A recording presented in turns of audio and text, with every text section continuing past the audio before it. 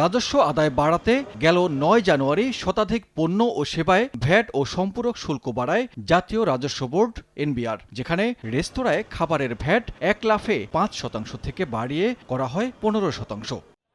সরকারের এই সিদ্ধান্ত বিরোধিতা করে প্রথম দিন থেকেই তা প্রত্যাহারের দাবি জানান ব্যবসায়ীরা। এরই অংশ হিসেবে ভ্যাট কমানোর দাবিতে বৃহস্পতিবার দেশব্যাপী মানববন্ধন করেন তারা। এর মধ্যেই এনবিআর এর পক্ষ থেকে জানানো হয়, আগের মতোই ৫% ভ্যাট থাকছে রেস্তোরাঁর খাবারে। পুনরায় 5%-এ ফিরিয়ে নেওয়ার জন্য সিদ্ধান্ত দিয়েছে। রবিবারের ভিতরেই এসআরও জারির মাধ্যমে পূর্বের অবস্থায় অর্থাৎ 5% ভিএটি হার আরোপ করা হবে। যদি সরকার 5%-এর প্রজ্ঞাপন রোববারের মধ্যে না দেয়, আমরা সারা বাংলাদেশে একদিনের জন্য স্ট্রাইকে যাব।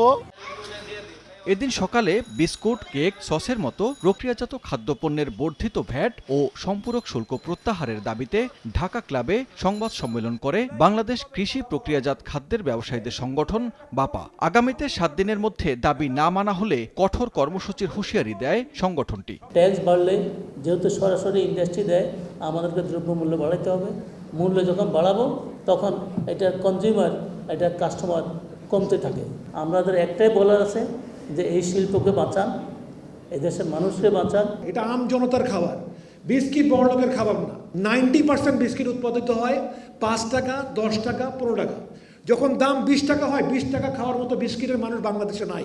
ভ্যাট বৃদ্ধির প্রতিবাদে যখন সরব বিভিন্ন খাতের ব্যবসায়ীরা, তখন বিকেলে সচিবালয়ে অর্থ উপদেষ্টা জানান, ওষুধ, পোশাক সহ বেশ কয়েকটি পণ্যের বর্ধিত ভ্যাট কমানোর চিন্তা করছে সরকার। আজকে আমরা রিভিউ করেছি, কিছু কিছু ভ্যাটেরটা আমরা পরে জানতে পারবেন।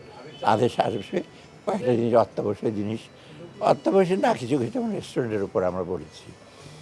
তারপরে ওষুধের ব্যাপারে রেস্টুরেন্ট, পোশাকেরটাও কিছুটা, ইম্পোর্টেড ফলের জুস, এগুলো আমি কেন কমাবো? ভ্যাট না বাড়িয়ে বিভিন্ন খাতে দুর্নীতি বন্ধ করে সরকারকে রাজস্ব বাড়ানোর দিকে মনোযোগ দেওয়ার আহ্বান জানান ব্যবসায়ীরা। সানবীর রূপল, সময় সংবাদ, ঢাকা।